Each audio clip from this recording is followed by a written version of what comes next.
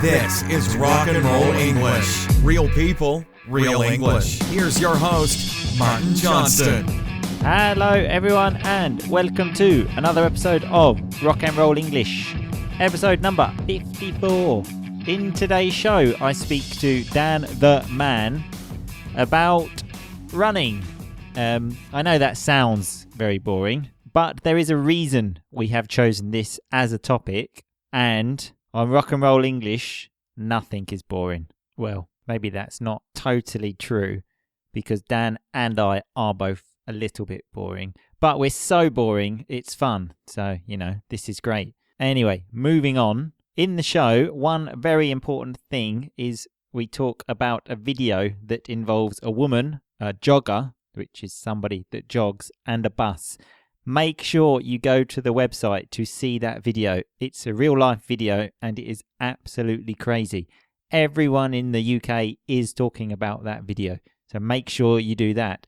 Also on the website, rockandrollenglish.com, you will find all of the rock and roll vocabulary from today's show. So if you hear a word and you can't remember or you don't know how to spell it, don't worry, because go to the website after you listen and then you can see it and do a quiz. Incredible. Anyway, I will stop talking now and let you listen to the show. Happy listening. Dan the Man, how are you today? I'm good, how are you? Fantastic as always, Dan. How's London treating you? Nice little term there. How is it treating you? Like, is it being good to you is another way to say that. But yeah, London is treating me well after I learnt those 10 new things from the last episode, Dan. Mm-hmm. Thanks for asking. How's France treating you? Yeah, it's okay. I'm being eaten alive by mosquitoes on a daily basis. Well, that's good to know, Dan, because I like it when things go bad for you. Anyway, let's move on to today's show. Before we start the show, what do we do, Dan?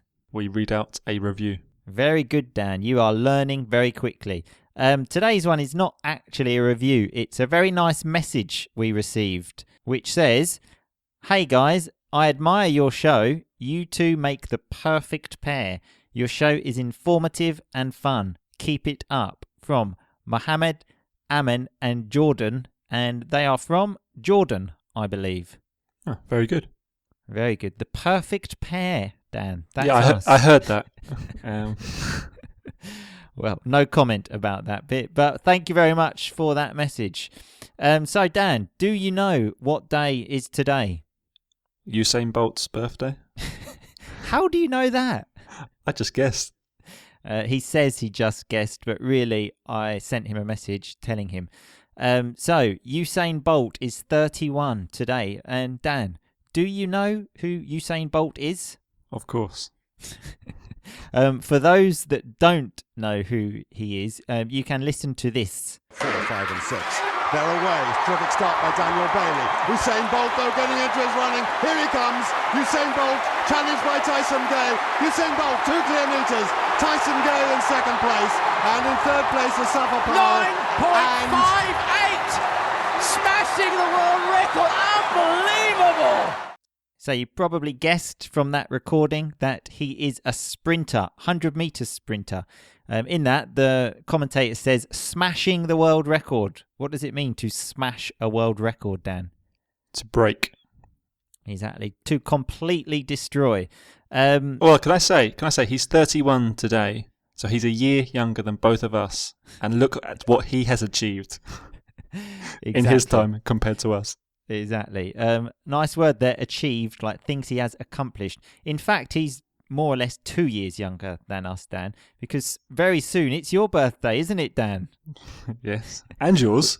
Well, not really. So maybe we will do a show dedicated to your birthday, Dan. Let's think about it. But Usain Bolt has given us the inspiration today to talk about running, because that's obviously what he does. So, Dan, as usual, I've got some random facts about running, and we are just going to have a chat about them. Are you okay with that? Yeah. Great, because even if you weren't okay with that, it would make no difference to the show. It was a stupid question, really, wasn't it? It was. But I used an I second conditional there, Dan. Even if you weren't okay with that, it wouldn't change the show. Anyway, so apparently the oldest person to complete a marathon, and remember, in a marathon you run, so it is relevant, was 100 years old when he completed the marathon. And the even more incredible thing is he only started running when he was 89. So, it's never too late to take up a new habit or sport. What does it mean to take up a new sport, Dan? To start. Yes, exactly. So, is there anything that you would like to take up now you are getting... Well, you are very close to 89. But is there any sort of activities or sport you would like to take up? Not mountaineering, but, hiking or a martial art. Yeah, Dan, for a while, was obsessed with people that climb mountains. So that doesn't surprise me. That's just the type of ridiculous person he is. He was always saying to me, I read this book about a person who climbed a mountain. Like, it was really difficult for him, but at the end, he got to the top of the mountain. Yeah. Great. What about you? Probably playing an instrument, just so that picture of me on the website will actually be true, of playing a guitar. Unfortunately, I spent most of my childhood playing on the PlayStation and not an instrument. Generally beating Dan at Pro Evolution Soccer, but that's bullshit. That's another story. I don't want to open a can of worms there, which is a nice expression, which means to start a big and unnecessary discussion. So let's move on.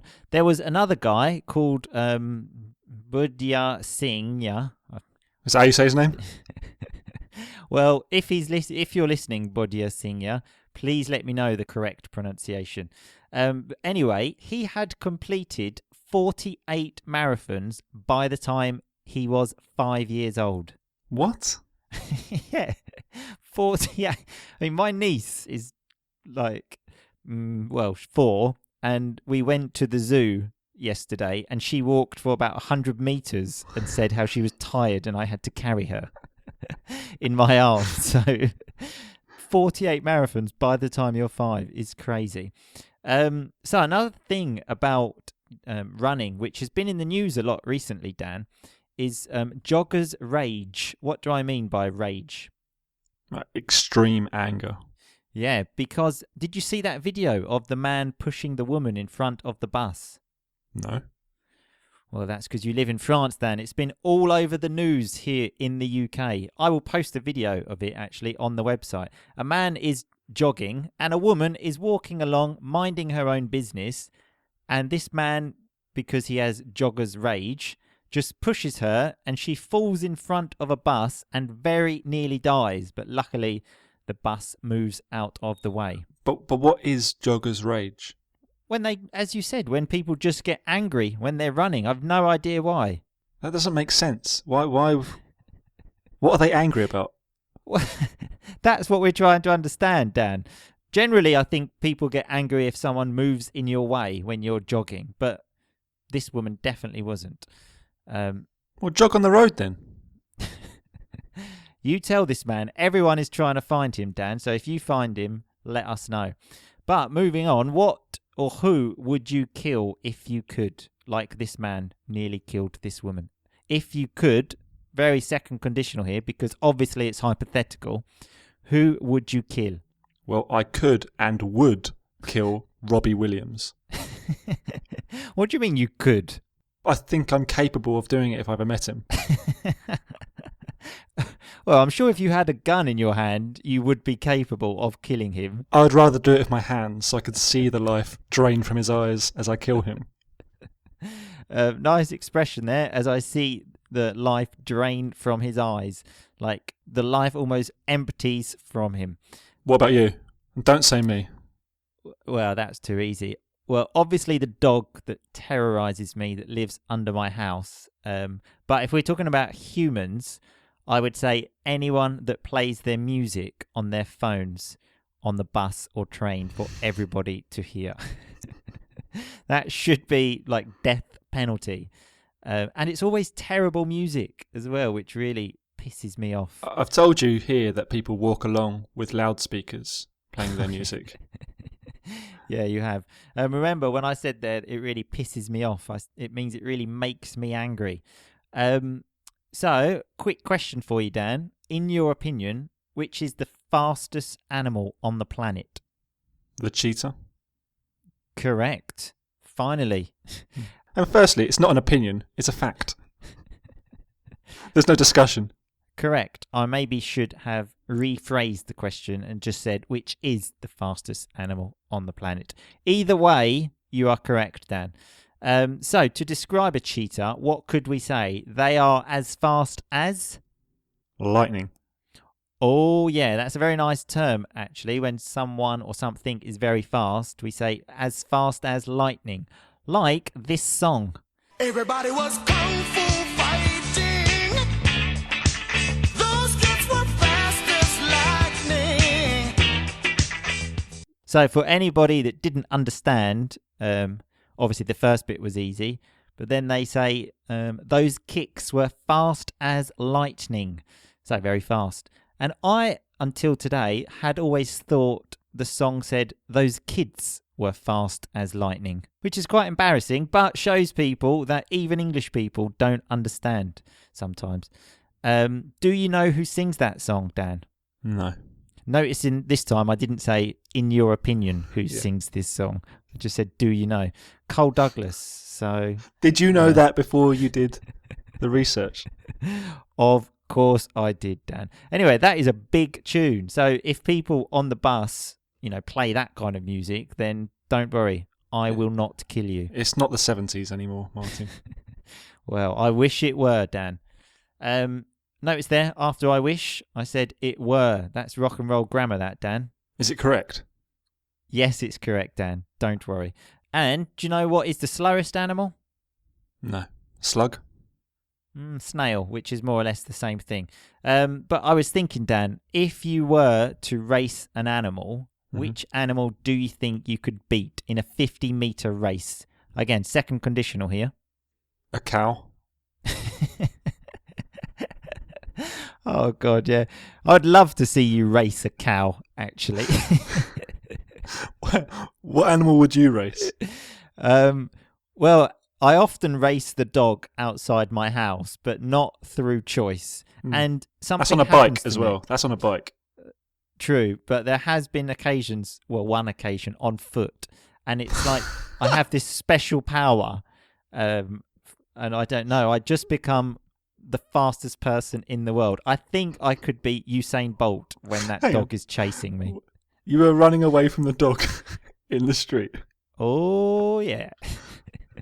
That's just a day in the life of Martin Johnston. I would love to see that. So I've got another strange fact here, Dan, about running. Apparently the record for the most marathons run is 365. So in 365 consecutive days, this man, Stefan Engels, in 2011 ran 365 marathons. What do you think about that? Yeah, it's very good. Pointless, but very good. Nice word there, pointless. Obviously, when you add less at the word, it means without point. My question is, though, what about things like Christmas and his birthday? Yeah, exactly. And who does a marathon on Christmas Day? Does he run the marathon alone, or does there a specific Christmas Day marathon? Yeah, I mean, that's probably what's stopping me. I'm sure it's the only thing. Also, just like geographically, how is this possible? Because you can't do 365 in the same place. Maybe he just runs around his housing estate, a certain number of times until it equals 26 miles. I don't know. Can we count that as a marathon? I'm not sure. No, that's what I'm saying. Well, exactly. Well, he's an idiot then. So another one is that music can, when you obviously listen to music when you are running, can increase your performance by up to 15%, Dan. Do you ever listen to music when you run? Oh, I don't run, but if I do exercise, yes. Yeah? Yeah. on a run in London once, actually, I very nearly got hit by a bus listening to music. Mm-hmm. It was the most intense part of the song, and I just started sprinting, and then I ran into the road, and a bus very nearly killed me. So, what were you listening to? Joy Division, Disorder. In fact, let's listen to it, Dan.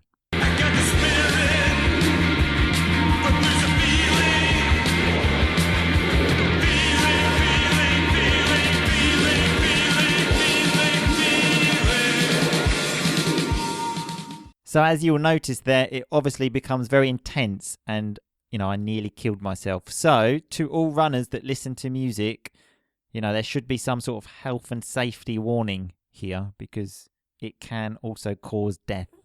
Is that your health and safety warning? Yeah, yeah, exactly. You need to do this in today's world, Dan. But anyway, apparently as well, 78% of runners, Dan, when they are running, stand straighter when they see a member of the opposite sex.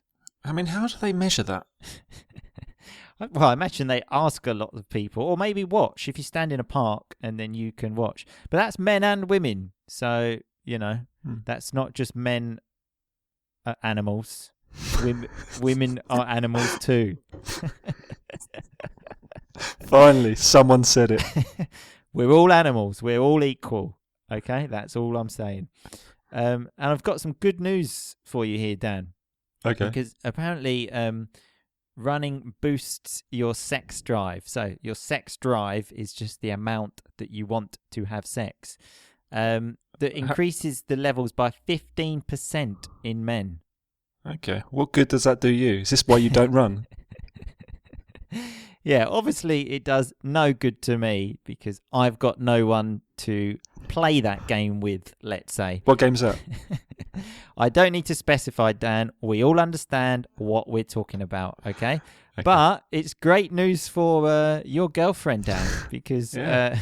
I might start running. What a lucky lady. Yeah. So, moving on from this, do you like running, Dan? I hate running. Oh, yeah? Why?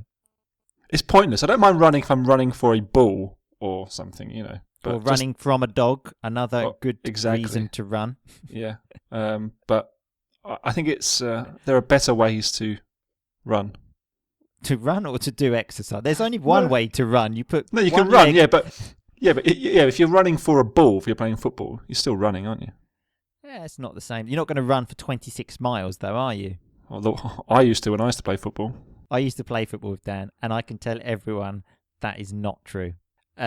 Anyway, Dan, thanks a lot for your great advice about running, and we will probably see you again next week. Well, definitely see you again next week. Yeah, I was going to say, probably. Am I getting sacked?